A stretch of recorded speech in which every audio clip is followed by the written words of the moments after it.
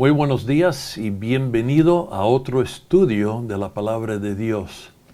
En este video quisiera compartir con ustedes algunas de las cosas que encontramos en el Antiguo Testamento y la importancia del Antiguo Testamento para entender el Nuevo Testamento.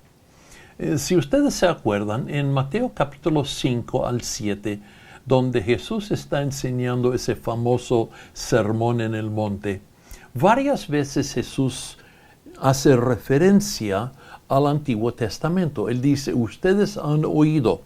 Y él está haciendo referencia a lo que los sacerdotes, los escribas enseñaban acerca de la ley de Moisés. Entonces, tenemos que recordar que Jesús es un judío. Jesús y sus discípulos, todos son judíos. Ellos fueron criados con un entendimiento de la ley de Moisés.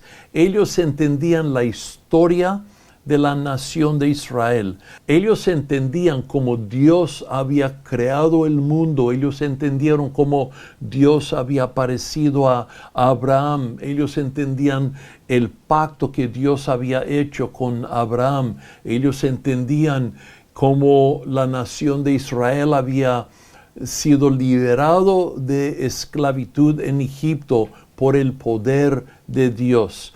Ellos entendían todas estas cosas. Ellos entendían cómo Israel había abandonado las leyes, los mandamientos de Dios y cómo Dios había permitido a las naciones alrededor de Israel entrar, destruir la nación, destruir el templo, quemar la ciudad. Ellos entendían todo esto. Y nosotros, por falta de estudio, por falta de conocimiento de esas cosas que los discípulos y Jesús entendían claramente, nosotros, por falta de entender eso, estamos ignorantes de mucho de lo que está sucediendo en el Nuevo Testamento. Estamos, ¿cómo le voy a decir? Nos está pasando por encima lo que Jesús está indicando, lo que Él está diciendo. Por ejemplo, cuando Él dice, ustedes han oído que no debes de cometer adulterio. ¿De dónde habían oído esto?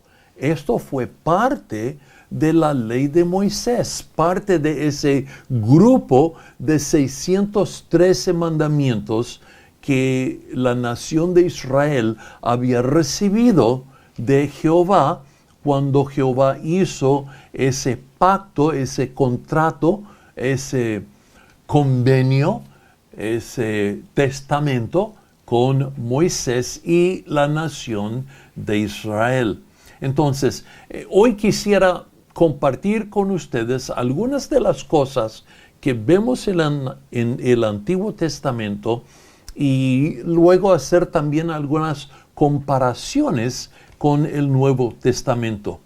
Es en el Antiguo Testamento donde nosotros encontramos a Dios como creador, que todo el universo y todo lo que se ve fue creado por el Dios Todopoderoso. Es en el Antiguo Testamento donde leemos acerca de Dios que dio vida a todas las cosas que viven. Es en el Antiguo Testamento que vemos Jehová creando al hombre en su imagen.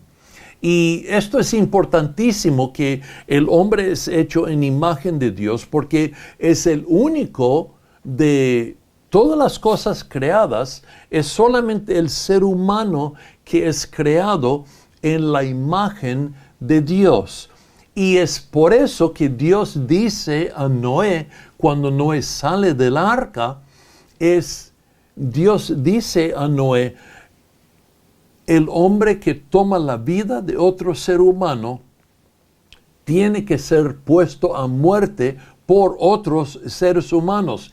Y la razón que Dios da es porque el hombre es creado en imagen de Dios. Entonces, Algunas personas equivocadamente piensan que eso es parte de la ley de Moisés. Esto es 900 años antes de la ley de Moisés, cuando Dios da este mandamiento a Noé.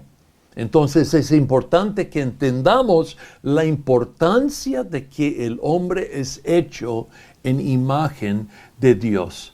Es en el Antiguo Testamento donde encontramos los primeros pactos que Dios hace con los seres humanos. ¿Se acuerdan que cuando Adán y Eva pecaron, ese mismo día Dios dice que un día vendrá uno que va a herir la serpiente en la cabeza? Es Dios que hace el pacto con Abraham, que es un pacto permanente, que por medio de Abraham todas las naciones de la tierra serán benditas.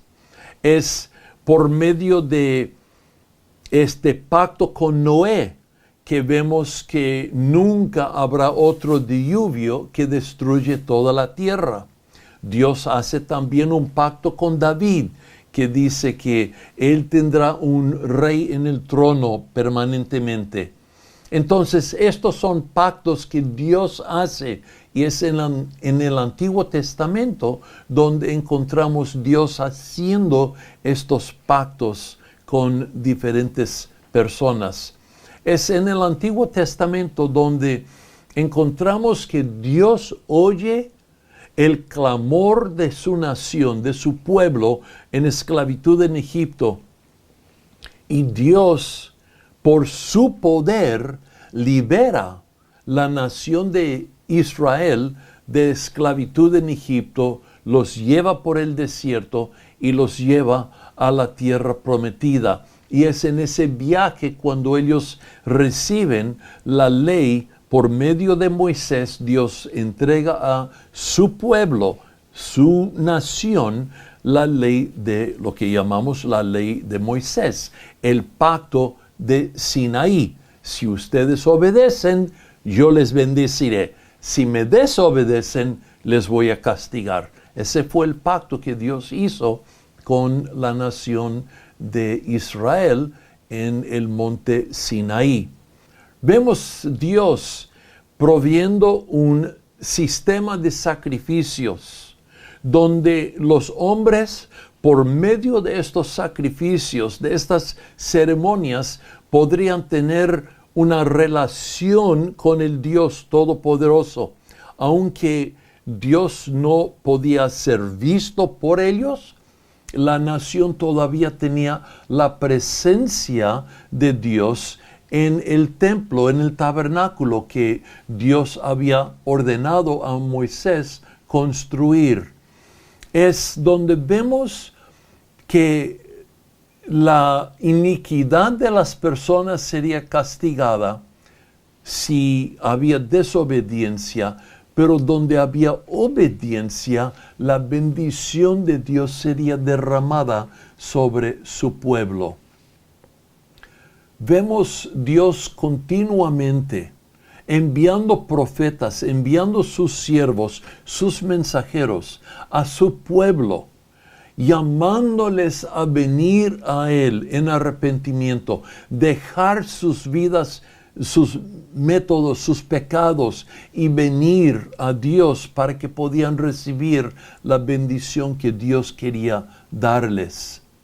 Es por medio de este sistema de sacrificios que vemos que el inocente paga por el pecado y la iniquidad del culpable para que el culpable pudiera tener una relación con su Creador. Este sistema de sacrificios que Dios había ordenado por medio de Moisés siempre indicaba que no es el culpable que paga por su propio pecado, sino que el culpable tiene un sacrificio perfecto que paga el precio por su iniquidad. Y vemos en este sistema de sacrificios que está mirando hacia adelante, donde un día Dios enviaría su sacrificio perfecto. Y es por medio de este sistema de sacrificios que podemos entender lo que Juan el Bautista dice cuando él ve a Jesús. Él dice: he aquí el Cordero de Dios que quita el pecado del mundo. El profeta Juan el Bautista está refiriendo al sistema de sacrificios del Antiguo Testamento, llamando a Jesús el Cordero perfecto que sería crucificado, sería sacrificado para el pecado del mundo. Esto es lo que vemos en todo esto. Encontramos y vemos en el Antiguo Testamento. Otra cosa que encontramos en el Antiguo Testamento es el temor de Jehová. En el Antiguo Testamento encontramos esta frase varias veces, unos 30 veces encontramos esta frase, el temor de Jehová. Sin embargo, lo encontramos muy poco en el Nuevo Testamento. Es en el Antiguo Testamento donde encontramos Dios ordenando cómo Él sería adorado. No es que nosotros inventamos cómo queremos adorar a Dios. Dios ya dio órdenes de cómo Él sería adorado. Por ejemplo, lo encontramos en los sacrificios de Caín y Abel, los primeros niños nacidos en este mundo. Caín es el primer hijo de Adán y Eva y Abel es el segundo. Y Caín trae su ofrenda y no agrada a Dios. Abel trae un sacrificio, un cordero, y Dios aceptó la ofrenda que trajo Abel. Y Caín se enojó y mató a su hermano, y ustedes conocen la historia. Pero eso no es la única vez. Encontramos también en Levítico capítulo 10, donde Nadab y Abiud, los dos hijos mayores del sumo sacerdote Aarón, ellos ofrecen a Jehová fuego extraño, y no sabemos exactamente lo que es, pero Dios los mata porque ellos habían ofrecido a Dios un fuego extraño. Dios nos está diciendo: ustedes cuando vienen para adorarme, adóranme como yo les he ordenado, no como ustedes quieren adorarme. Eso es uno de los problemas que vemos en el mundo hoy día. Personas vienen a la iglesia como si estuvieran yendo a la playa. Y yo creo personalmente que esto es algo que no es agradable a Dios. Él no acepta ese tipo de adoración, porque no es una adoración sincero. Pero esa es mi opinión, que Dios no acepta eso. Pero lo que sí vemos es que Dios ha ordenado en su palabra cómo Él sería adorado.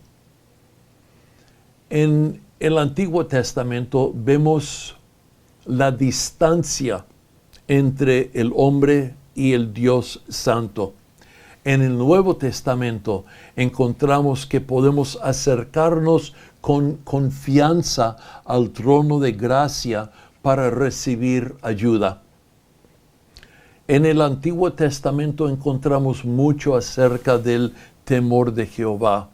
En el Nuevo Testamento encontramos mucho más acerca del amor de Dios hacia los seres humanos. En el Antiguo Testamento encontramos mucho acerca de la misericordia de Dios. En el Nuevo Testamento encontramos mucho más acerca de la gracia de Dios, algo que casi es desconocido en el Antiguo Testamento. Antiguo Testamento es misericordia, Nuevo Testamento es gracia. En el Antiguo Testamento encontramos sacrificios diarios conforme a la ley de Moisés. En el Nuevo Testamento encontramos que Jesús es sacrificado una vez para siempre. Ya no hay necesidad de sacrificios diarios. En el Antiguo Testamento vemos esta distancia entre Dios y el hombre, que Dios fue reverenciado, fue temido.